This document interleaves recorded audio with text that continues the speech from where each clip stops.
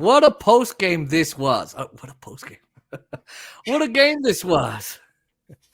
Oscar, give us your thoughts real quick. I mean, just all game. Walker Bueller got himself out of a lot of jibs. Yeah. It took forever for the scoring to get going, but it was kind of like that Padres game where it was spread out and they won it 8-0. Isn't that is it a coincidence or isn't that funny that they win a second game in another game in another series 8-0? Mm. And can you hear the song I picked? Mm-mm. It's a good song. I appreciated Walker Bueller going those zeros. His defense stepped up, as you noted with Kopech. The defense stepped up.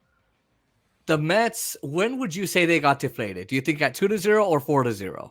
4-0. Because at least at 2-0 they were trying. Right, and they had a chance. And I still think they had a chance at 4-0 because they kept loading the bases. Yep. The Dodgers had a problem with that. But the Mets and the Dodgers, one thing they had in common was they wasted opportunities tonight.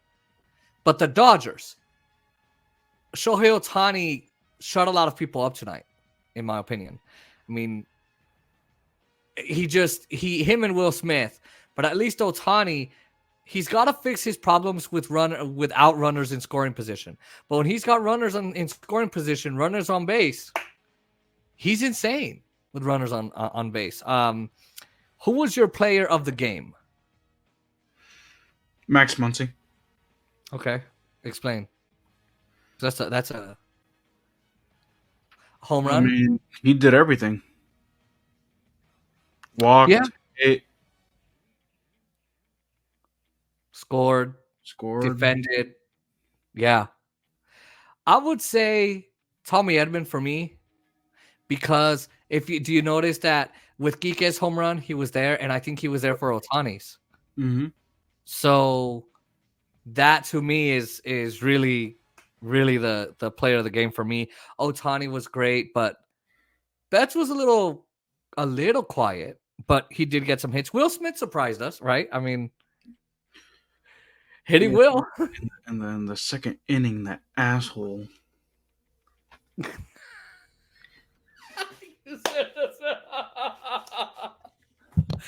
Just because he listened to me. He could have given me at least, I don't know, 4 innings of... No! He decided today was the day.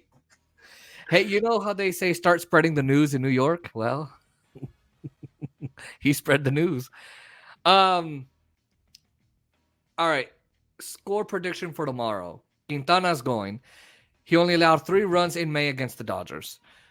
He's gone 11. He has gone 47 innings with only 3 runs into mid-August.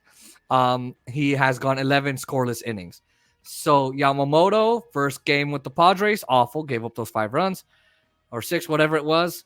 Oh no, it was 5. It was 4 runs. It was 4 or 5. And then game 5, he just utterly, amazingly, embarrassingly shuts them out. So game 1 here, he kicks some ass. So, well, no, he hasn't gone. So, score prediction: Yamamoto, Quintana going tomorrow. What do you think? 3-1 Mets. Okay. I will go 2-1.